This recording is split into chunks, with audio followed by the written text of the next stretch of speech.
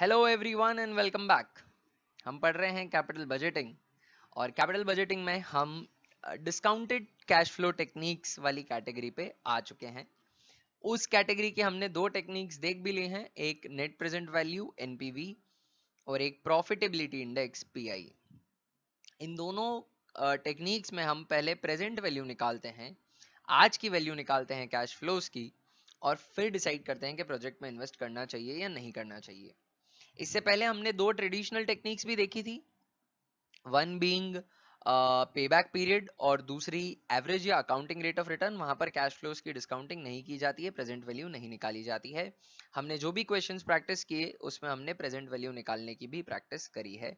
Present value is nothing but पैसा जो future में आने वाला है उसकी आज की टर्म्स में वैल्यू क्या होगी। इट इज सिंपली कि आज क्या इन्वेस्ट करूं कि एक्स टाइम बाद एक्स रेट पर वो अमाउंट बन जाए जो एक साल या 2 साल या एक्स टाइम बाद मिल रहा है।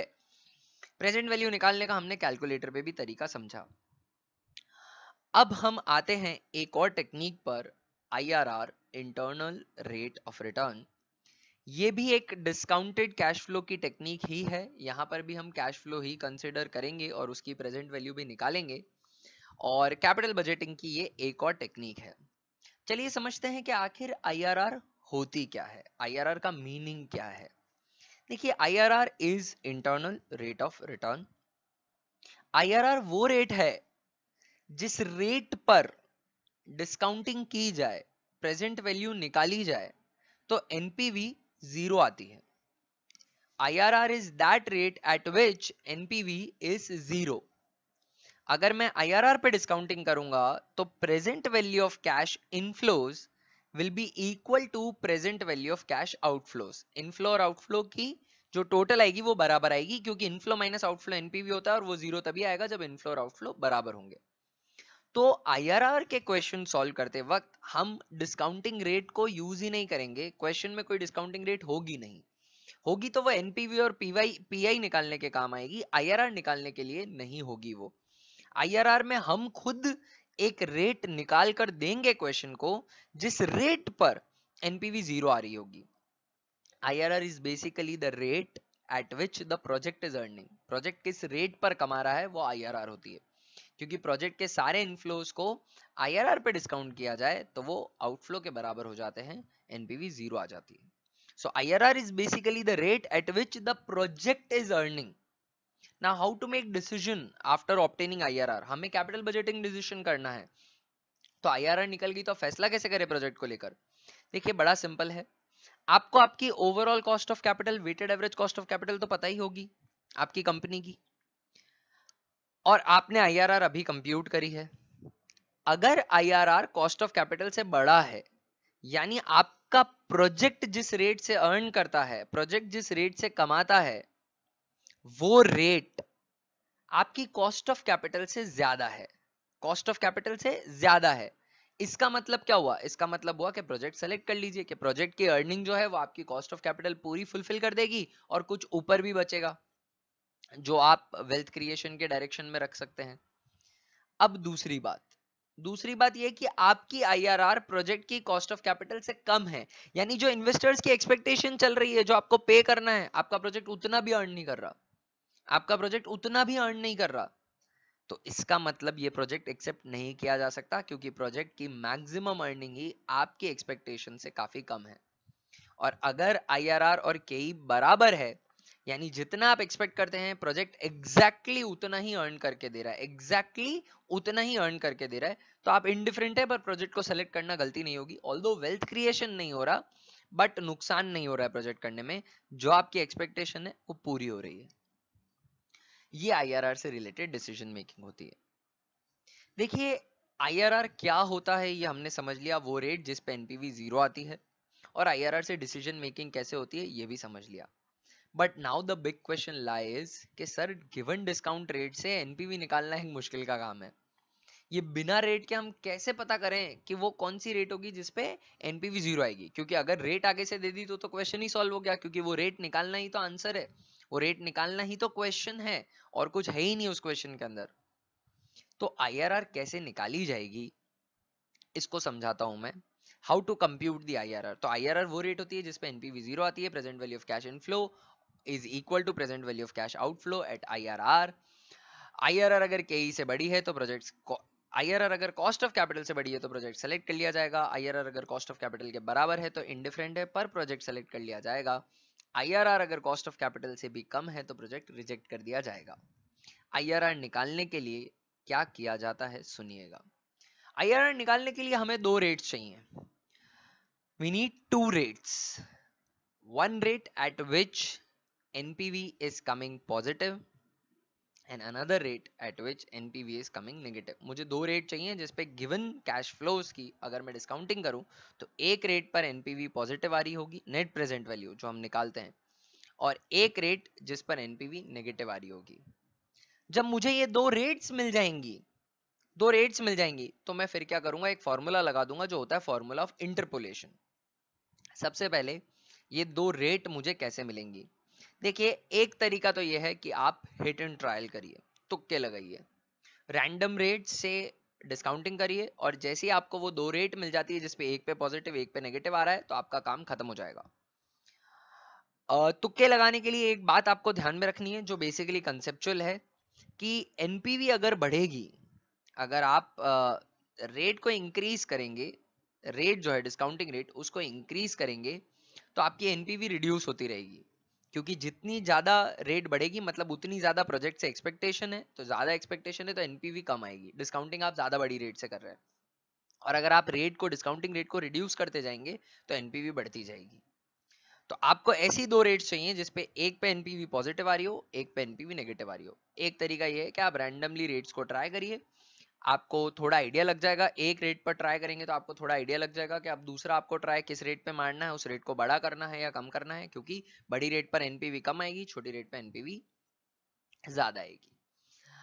आपको जब ये दो रेट्स मिल जाएं तो उसके बाद आपको अप्लाई करना है एक formula of interpolation.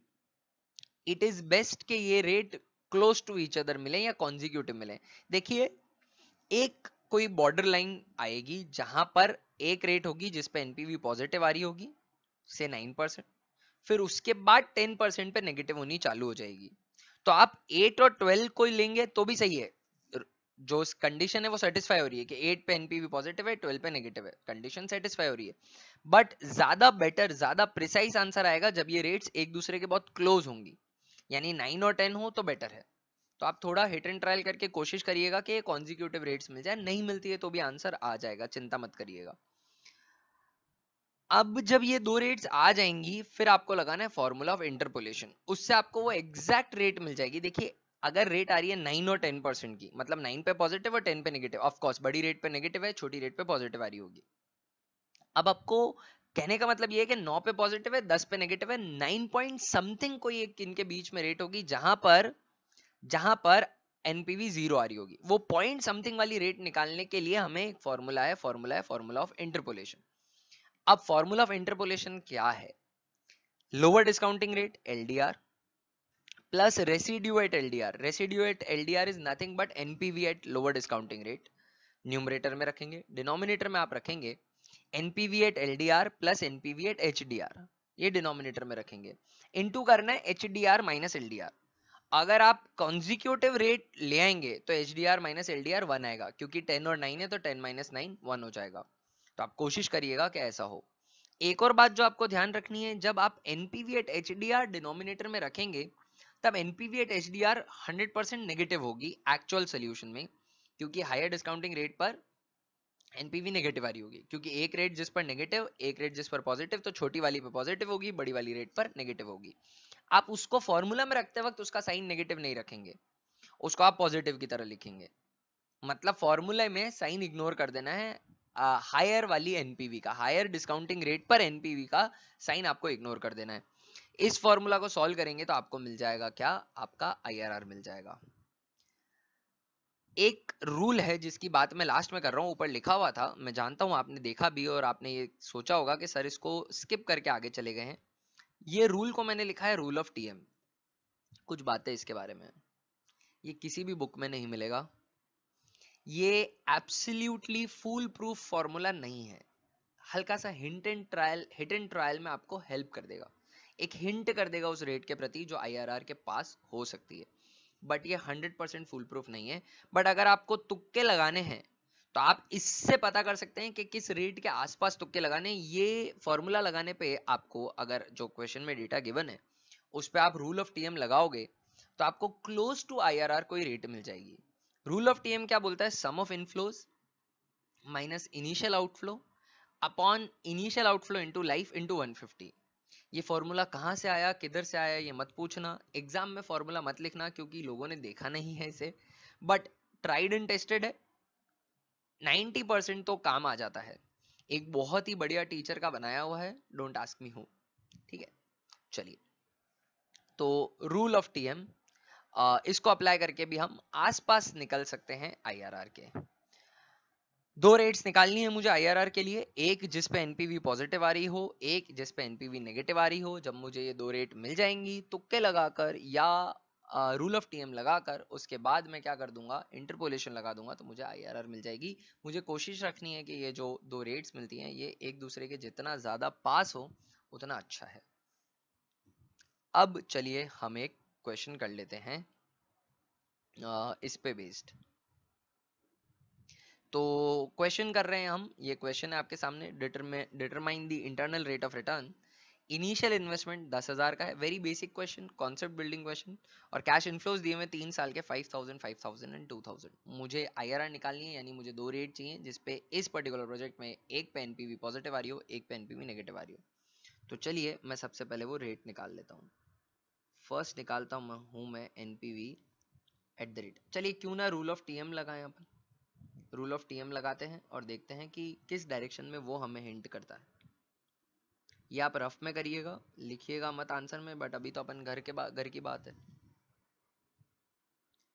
Some of inflows minus initial outflow upon initial outflow into life into 150। Sum of inflows 5 + 5 10 + 2 12,000,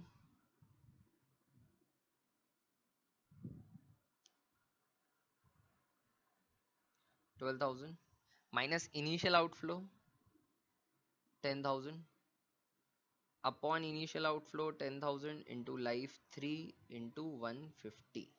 ठीक बात है।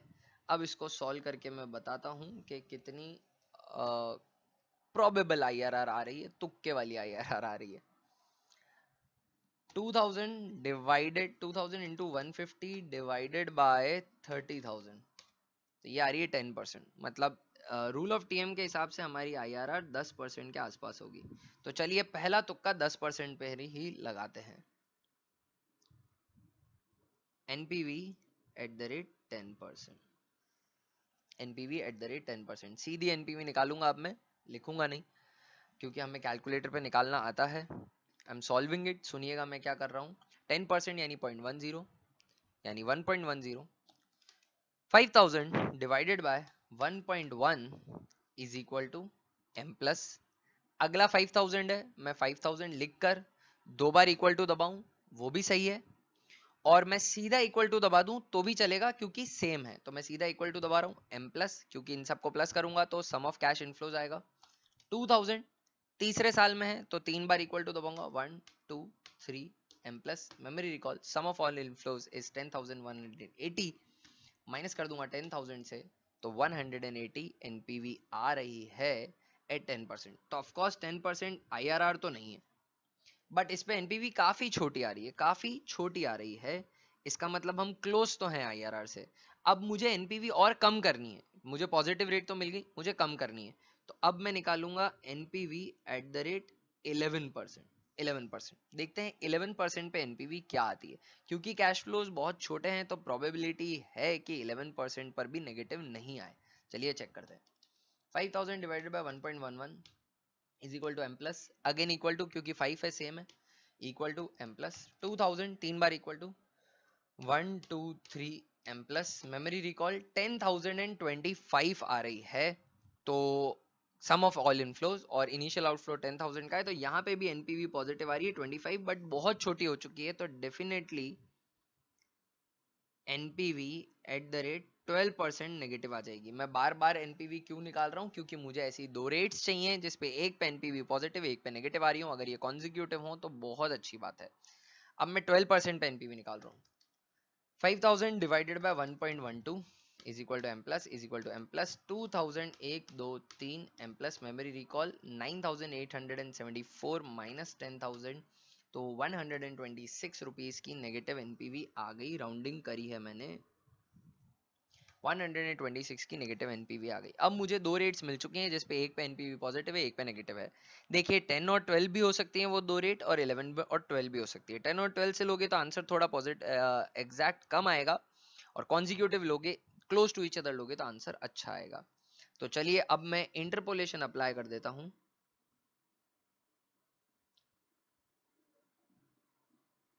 अप्लाइंग इंटरपोलेशन, ताकि मुझे एग्जैक्ट आईआरआर मिल जाए। Interpolation with 11% and 12%। इंटरपोलेशन का फॉर्मूला था lower discounting rate plus residue lower discounting rate upon residue LDR plus residue HDR into HDR higher discounting rate minus lower discounting rate. यहां पर वो 1 हो जाएगा। Lower discounting rate is 11%। देखिए 11 पर NPV positive आ रही है और 12 पर नेगेटिव आ रही है, यानी 11 पॉइंट समथिंग पर एनपीवी जीरो आ रही होगी। वो पॉइंट समथिंग क्या है ना, वो निकालने की मेहनत चल रही है यहाँ पे इंटरपोलेशन में। 11%। रेसिड्यू एलडीआर है 25 का, रेसिड्यू एलडीआर है +25 अपॉन रेसिड्यू एलडीआर, एलडीआर 25 है 25 plus residue HDR which is -126, but मैंने कहा था साइन इग्नोर कर देना है, तो यहाँ सीधा 126 लिख दूंगा, और यहाँ पे आ जाएगा 12 minus 11, higher rate minus lower rate. 25 plus 126 कर देते हैं, डिनोमिनेटर आ गया 151, 25 divided by 151, 0.16 into 1 is again 0.16 plus 11, तो हमारी जो IRR आ रही है बाय इंटरपोलेशन इज 11.1655%। ये है हमारी IRR, यानी इस रेट पर अगर इस पर्टिकुलर क्वेश्चन की मैं एनपीवी निकालूं तो वो जीरो आएगी। माने क्यों हम इस बात को, चलिए चेक करते हैं। 11.1655 means 1.111655। तो मैं अब इस पर एनपीवी निकाल रहा हूँ। 5000 divided by 1.111655 is equal to M plus, again equal to M plus, then 2000 तीन बार equal to 1 2 3 M plus. Memory recall is 9999.69, that is almost equal to 10,000। That means इस रेट पर हमारी एनपीवी जीरो आ रही है। We have solved this question. We have computed the IRR. The IRR for this particular project is 11.1655. ये मैंने निकाली 11 और 12% पर। Just for the sake of it मैं क्या करूंगा, 10 और 12 को भी यूज करूंगा, क्योंकि ये भी कंडीशन सेटिस्फाई करते हैं। 10 is the lower discounting rate, 12 is the higher discounting rate. 10 पर एनपीवी पॉजिटिव आ रही है, 12 पर नेगेटिव आ रही है। इन दोनों के बीच से भी अगर इंटरपोलेशन लगाएं तो 11.16 या 11 पॉइंट समथिंग की वो आईआरआर आ जानी चाहिए। तो लेट्स चेक क्या आती है।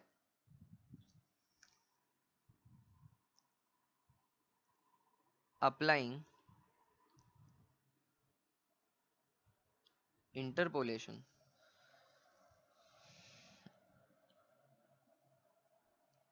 विथ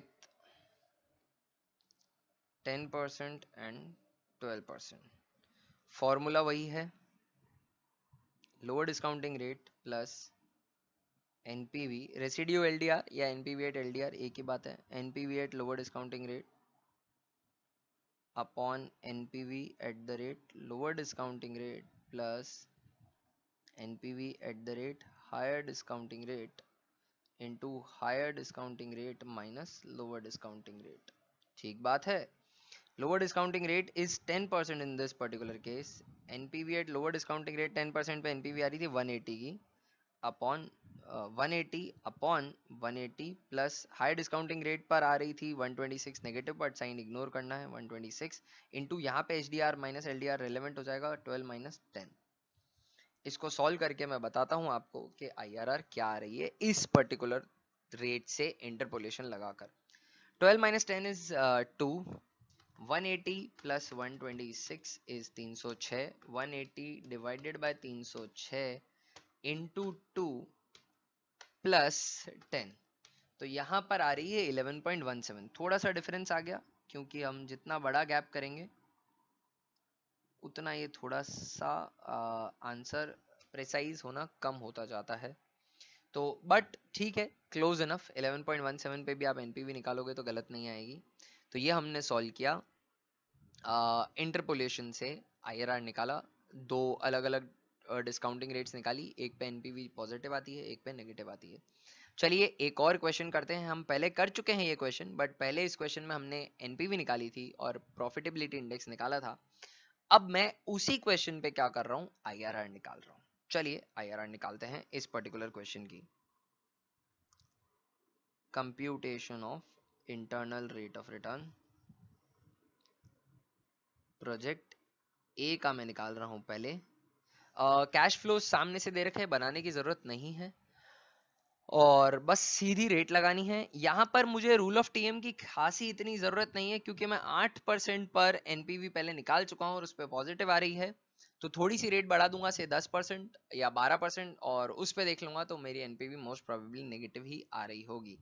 तो मैं रूल ऑफ टीएम की बजाय पहला तुक्का सीधा लगा रहा हूँ एनपीवी एट द रेट 8%। मैं पहले सॉल्व कर चुका हूँ इसको, मुझे पता है कि 8% पर एनपीवी पॉजिटिव आएगी, है ना। और नीचे कॉस्ट ऑफ कैपिटल दी है। वैसे भी अगर ये कंप्लीट क्वेश्चन आता है एनपीवी और आईआरआर दोनों निकालने का तो आप पहले एनपीवी निकालते।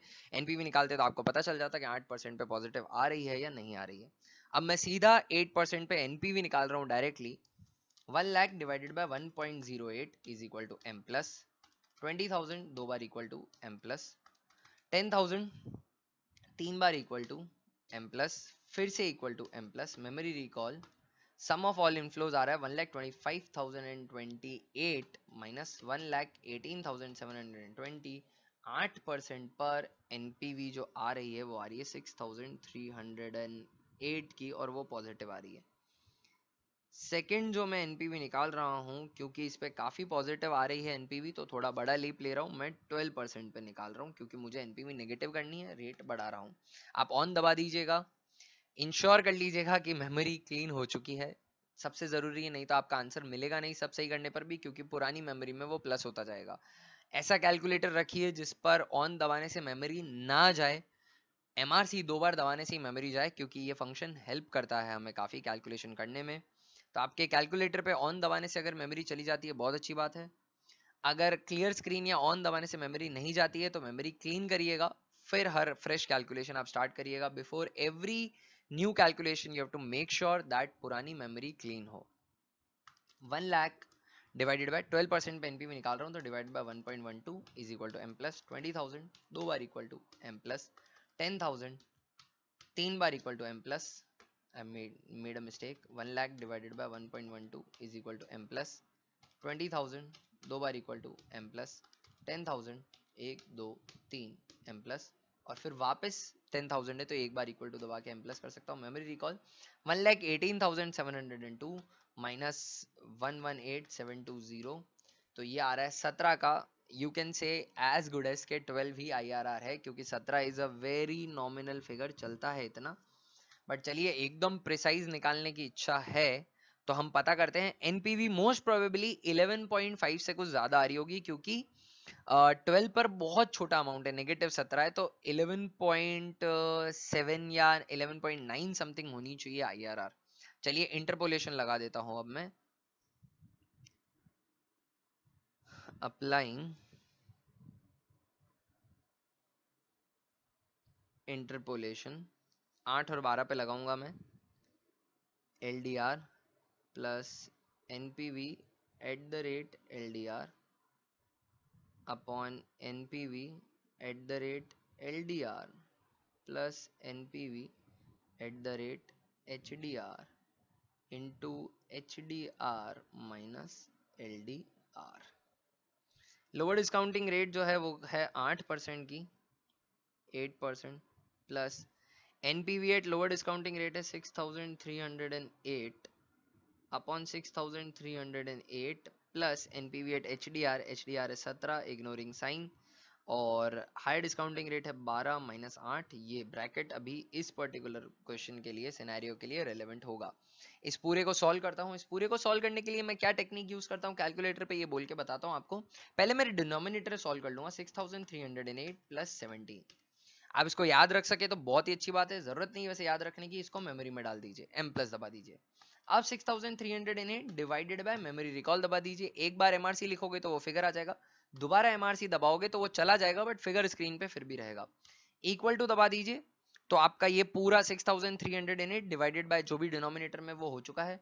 अब मुझे इसको मल्टीप्लाई करना है 12 माइनस 8 यानी 4 से, तो इसको मल्टीप्लाई कर देता हूँ 4 से और अब प्लस कर देता हूँ इसमें 8, तो मेरा आंसर आ जाएगा 11.98, 11.9892%। ये मेरी IRR आ रही है प्रोजेक्ट ए की, which we obviously predicted before because 12 पे 17 आ रही थी, तो it is as good as 12। चलिए एक बार इस इतने बड़े डिस्काउंटिंग रेट पर 11.9892 पर हम प्रेजेंट वैल्यू निकाल के देखते हैं, जीरो आती है या नहीं आती है। It would be 1.119892, okay. 1 lakh divided by 1.119892, ठीक है, is equal to M plus 20,000 दो बार इक्वल टू M प्लस 10,000 तीन बार equal to 1 2 3 M plus again equal to M plus, क्योंकि 10,000 था फोर्थ ईयर में तो मैं सीधा इक्वल टू दबा सकता हूँ। मेमोरी रिकॉल माइनस 1,18,720 1.22, तो यस दिस इज दी, इतना तो चलेगा, नेगेटिव 1.22 आ रहा है, तो ये जो है हमारी IRR हो गई। चलिए प्रोजेक्ट बी की भी करते हैं ताकि हमारी डिस्काउंटिंग करने की भी प्रैक्टिस हो जाए। प्रोजेक्ट बी, मुझे याद है कि प्रोजेक्ट बी की भी NPV पॉजिटिव आ रही थी 8% पर, तो NPV एट द रेट 8% निकाल लेता हूँ सबसे पहले, इस पे पॉजिटिव आएगी, फिर एक लीप ले लूंगा इसको ध्यान में रखते हुए कि मेरी नेगेटिव किस पे आनी चाहिए। 10,000 divided by 1.08 is equal to M plus, वापस इक्वल टू M प्लस क्योंकि 10 ही था। 20,000 तीन बार इक्वल टू दबा दूंगा 1 2 3 M प्लस। 1 लाख चार बार इक्वल टू दबाऊंगा 1 2 3 4 M प्लस। मेमोरी रिकॉल -100,670, तो मेरी NPV आ जाएगी 6,542 एट 8%। पॉजिटिव आ रही है, काफी बड़ी पॉजिटिव आ रही है, तो बड़ा लीप ले लेता हूँ, 12% पे निकालता हूँ, है ना, 12% पे NPV निकालता हूँ। आप एक काम करिएगा, जस्ट आउट ऑफ क्यूरियोसिटी, आप एक रूल ऑफ TM से भी अप्लाई करिएगा दोनों में और देखिएगा कि वो आपको कितना सही डायरेक्शन में भेजता है या नहीं भेजता है। अगर बहुत बड़े डेविएशन आते हैं तो मुझे बताइएगा। मैं पहले ही कह दूं, रूल ऑफ TM बता चुका हूं मैं वैसे ये बात कि रूल ऑफ TM कहीं से भी बुक में नहीं दे रखा है, ये एक पर्टिकुलर टीचर का पोस्टुलेटेड है और फुल प्रूफ नहीं है, गलती हो सकती है और एग्जाम में आपको नहीं लिखना है कहीं पर भी, ठीक बात है। चलिए अब 12% पे NPV निकालते हैं प्रोजेक्ट बी की। 10,000 divided by 1.12 is equal to M plus, again equal to M plus. 20,000 1 2 3 M plus, 1 lakh 1 2 3 4 M plus. Memory recall -1,0670, जी हाँ नेगेटिव आ रहा है और काफी अच्छा नेगेटिव आ रहा है, 5,982 5,982 का नेगेटिव आ रहा है। तो मुझे दो रेट्स मिल चुकी हैं, एक पे पॉजिटिव एक पे नेगेटिव। हाँ ये कॉन्जिक्यूटिव नहीं है पर काम चल जाएगा। चाहे तो आप 11% पे चेक करके 10% पे चेक करके पता कर सकते हैं कि किस पे पॉजिटिव आ रही है, फिर इंटरपोलेशन लगाइएगा, बहुत प्रिसाइज आंसर आएगा बट चलेगा इससे भी। अप्लाइंग इंटरपोलेशन,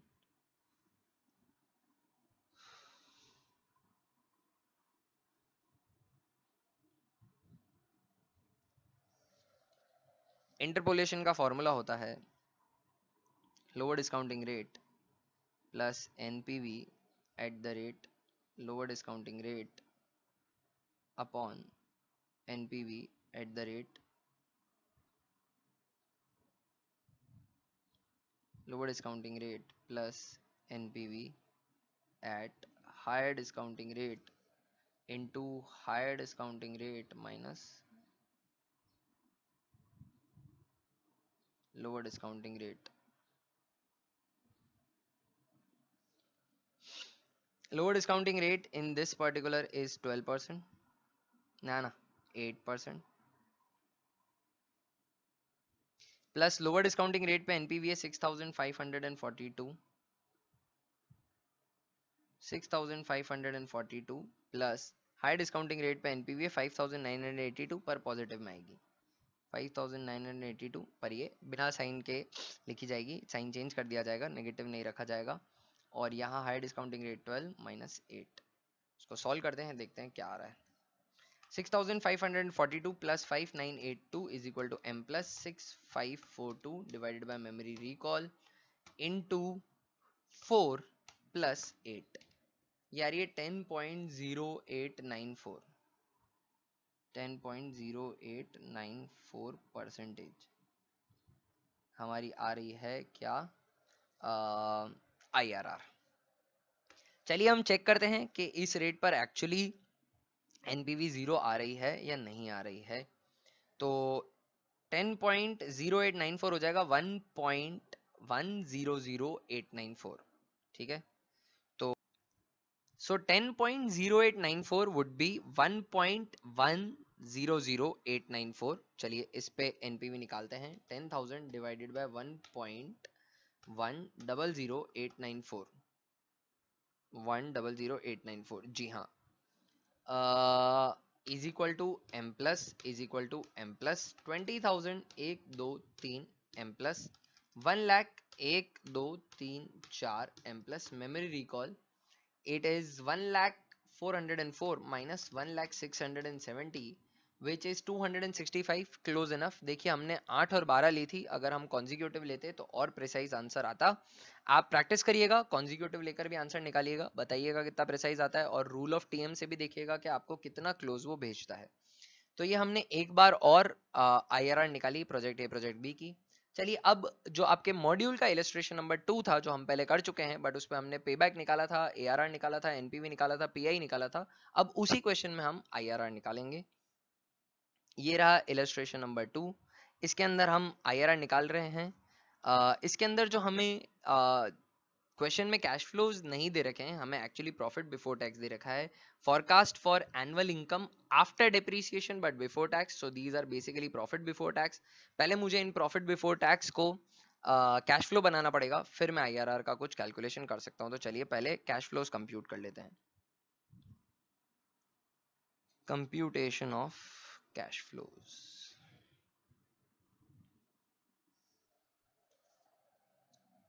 चलिए हम कैश फ्लोज की कंप्यूटेशन कर लेते हैं। Year 1 2 3 4 and 5 1 2 3 4 and 5। Profit before tax मुझे क्वेश्चन में गिवन है 1 lakh 80 80 and 40। 1 lakh 80,000 and the last is 40,000। इसमें से लेस कर दूंगा टैक्स एट द रेट 50%, सीधा प्रॉफिट आफ्टर टैक्स निकाल दूंगा। 50% ये टैक्स रेट, याद तो 50% ही है जी, 50% ही प्रॉफिट आफ्टर टैक्स आ जाएगा। सीधा प्रॉफिट आफ्टर टैक्स लिख रहा हूँ। एग्जाम में आप ये मत करिएगा, एग्जामिनर इसको घास काटना प्रिज्यूम कर सकता है, लैक ऑफ प्रेजेंटेशन ले सकता है। अगर टाइम कम हो तो ठीक है, बाकी आपको प्रेजेंटेशन जितना अच्छा हो सके उतना करना चाहिए।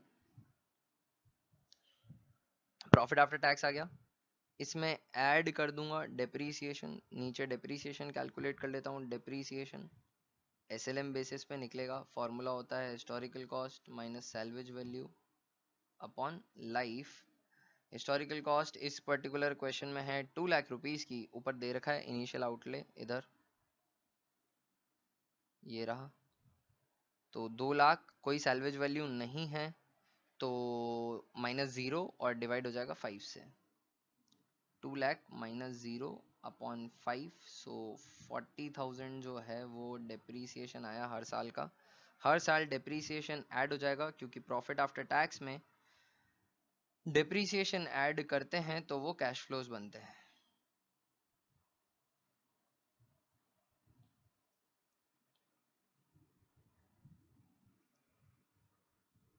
ये करने के बाद मेरे पास एनुअल कैश फ्लोज आ जाएंगे और उसके बाद मैं आईआरआर की कैलकुलेशन की तरफ बढ़ सकता हूँ। 90,000,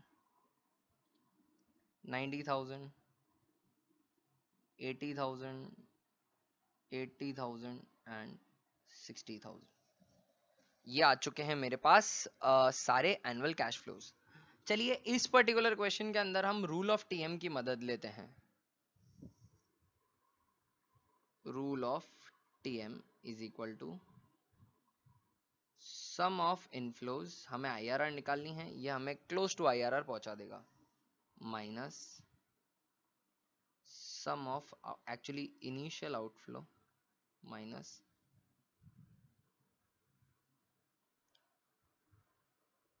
initial outflow upon initial outflow into life into 150. Let's see, 60 plus 60, 4 lakh minus initial outflow is 2 lakh upon initial investment 2 lakh into life 5 साल into 150। चलिए देखते हैं रूल ऑफ टीएम हमें किस दिशा में भेजता है। 2 lakh into 150, 3 lakh, 30 lakh divided bye 10 lakh. तो इन्होंने तो इशारा किया है, रूल ऑफ टीएम ने इशारा किया है कि 30% होनी चाहिए आईआरआर, 30%। चलिए तुक्का लगाते हैं अब हम। NPV at the rate 30%, first में एनपीवी 30% पे निकालता हूँ, देखता हूँ कितनी आती है, फिर देखूंगा कि कम ज्यादा आ रही है और उससे मैं दूसरी रेट ढूंढूंगा। मुझे दो रेट्स चाहिए, एक जिस पे पॉजिटिव आ रही हो, एक जिस पे नेगेटिव आ रही हो। 90,000 divided by 1.3 is equal to M plus, again equal to M plus 80,000, 1 2 3 M plus, फिर से equal to M plus 60,000, 1 2 3 4 5 M plus, memory recall 2 lakh 3068 minus 2 lakh initial investment. तो यहाँ पे एनपीवी जो आ रही है वो आ रही है 3068, काफी छोटी आ रही है 3068। कैश फ्लोज बड़े हैं और एनपीवी काफी छोटी आ रही है, यानी हम आईआरआर के बहुत पास हैं। तो टीएम ने हमें ठीक जगह ही भेजा। नाउ एनपीवी निकालूंगा मैं eight the rate 31%, NPV at the rate 31%। Let's see 31% पे क्या आती है। एनपीवी 31% पे, क्योंकि ये कैश फ्लोज काफी बड़े अमाउंट के थे और 30% पे काफी छोटी आ रही है, इसलिए मैंने ज्यादा बड़ा लीप नहीं लिया, मैंने छोटा लीप ही लिया है। 30 से 31 पे आ रहा हूँ। लेट्स सी 31% पे क्या आती है। 90,000 divided by 1.31 is equal to M plus, again equal to M plus 80,000, 1 2 3 M plus, फिर से equal to M plus 60,000, 1 2 3 4 M plus, memory recall ये आ रही है 2,04,270। कैसे आ सकती है, रेट बड़ी करने से तो एनपीवी कम आनी चाहिए। 90,000 divided by 1.32, 1.31 is equal to M plus, फिर से equal to M plus 80,000, 1 2 3 M plus 60,000, 1 2 3 4 5 M plus, memory recall 1,99,449 minus 2 lakh, तो एनपीवी आ रही है 550 की, यहाँ पर आ रही है 550 की और वो भी नेगेटिव। तो हमें दो रेट्स मिल गई, कॉन्जिक्यूटिव है, ये अच्छी बात है। एक पे पॉजिटिव आ रही है और एक पे नेगेटिव आ रही है। अब हम कंप्यूट करते हैं इंटरपोलेशन लगाकर।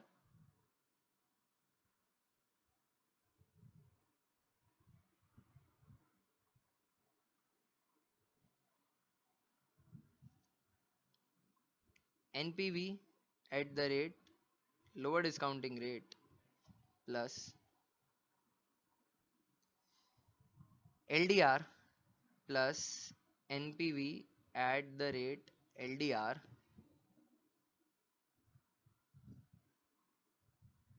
Upon NPV at the rate LDR plus NPV at the rate HDR, HDR minus LDR. Lower discounting rate जो थी वो थी 30% की, 30% प्लस एलडीआर पे जो एनपीवी आ रही है वो आ रही है 3068 की, अपॉन 3068 प्लस एचडीआर पे जो एनपीवी आ रही है 550 की, पर वो और साइन बदल के लेना है हमें, into H D R minus L D R. तो एच डी आर है हमारा 31 माइनस 30, ये तो 1 ही होगा, 31 एंड 30, जी हाँ। चलिए इसको सॉल्व करते हैं और देखते हैं कि हमारा आई आर आर कितना आ रहा है।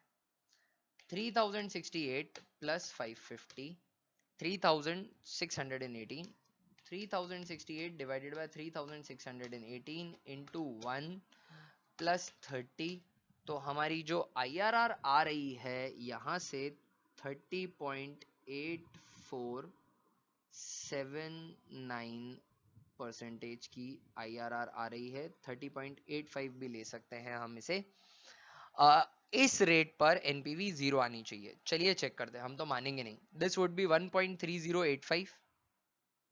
कैलकुलेट करते हैं, 90,000 divided by 1.3085 is equal to M plus, again equal to M plus 80,000 1 2 3 M plus, फिर से equal to M plus 60,000 1 2 3 4 5 M plus, memory recall minus 2 lakh, NPV R 14 की विच इज क्लोज इनफ। तो ये था हमारा आईआरआर निकालने का मॉड्यूल वाला क्वेश्चन, भी हमने आईआरआर से सॉल्व कर लिया। आईआरआर निकालने के लिए हमने रूल ऑफ टीएम की हेल्प ली, इंटरपोलेशन अप्लाई किया। इस पर्टिकुलर क्वेश्चन में आईआरआर आ रही थी 30.8479%। आईआरआर वो रेट होती है जिसपे एनपीवी 0 होती है, present value of cash inflows and present value of cash outflows बराबर होती है। आईआरआर पर आप डिस्काउंटिंग करेंगे तो एनपीवी 0 पाएंगे। आईआरआर अगर कॉस्ट ऑफ कैपिटल से बड़ी है प्रोजेक्ट सेलेक्ट हो जाएगा, आईआरआर अगर कॉस्ट ऑफ कैपिटल से छोटी है प्रोजेक्ट रिजेक्ट हो जाएगा। आईआरआर और कॉस्ट ऑफ कैपिटल बराबर है तो आप इनडिफरेंट है पर प्रोजेक्ट को सेलेक्ट कर लेना चाहिए, क्योंकि जितना आप एक्सपेक्ट करते हैं एग्जैक्टली उतना ही प्रोजेक्ट अर्न कर रहा है। आपकी कॉस्ट ऑफ कैपिटल पूरी रिकवर हो जाएगी from the possible investment opportunity that you are exploring. इस पर्टिकुलर वीडियो सेशन में हमने सीखा आईआरआर कैसे निकालते हैं, बहुत सारी डिस्काउंटिंग करने की प्रैक्टिस करी डायरेक्ट कैलकुलेटर पे। आपको ये सारे क्वेश्चंस प्रैक्टिस करने हैं घर पे, ताकि आपकी डिस्काउंटिंग करने की बहुत अच्छे से प्रैक्टिस हो जाए। ये जो प्रोजेक्ट वाला जो क्वेश्चन था, प्रोजेक्ट ए और बी वाला, जिसको आप अभी स्क्रीन पे देख रहे हैं, इस पे रूल ऑफ टीएम अप्लाई करके देखिएगा कि कितना क्लोज डायरेक्शन में ले जाता है वो आपको एक्चुअल आईआरआर के। और बाकी क्वेश्चन भी आप अच्छे से प्रैक्टिस करिएगा। जो कल होमवर्क असाइनमेंट में मिला था उसमें भी आईआरआर निकाल लीजिएगा। अब सेम क्वेश्चन है, उसमें आईआरआर एक्चुअली पूछी हुई भी है, तो अब आपको आईआरआर निकालनी आती है तो उसको भी आईआरआर से सॉल्व कर लीजिएगा। ज्यादा से ज्यादा प्रैक्टिस करिएगा, खूब डिस्काउंटिंग करने की प्रैक्टिस करिएगा, बहुत कमांड होनी चाहिए कैलकुलेशन में। तब हम जब आगे एडवांस क्वेश्चन करेंगे मॉड्यूल के, तब आपकी डिस्काउंटिंग की स्पीड बहुत अच्छी होनी चाहिए, नहीं तो आप एक्चुअल कॉन्सेप्ट से डेविएट कर जाएंगे। कुछ क्वेश्चन सॉल्व करने के पर्पज से एडजस्टमेंट्स आएंगे, वो क्वेश्चन के साथ ही मैं एक्सप्लेन करूंगा। अगली क्लास में मिलते हैं दोस्तों, तब तक के लिए बाय। मैं विश करता हूँ आपका आज का दिन बहुत ही बढ़िया और जबरदस्त हो।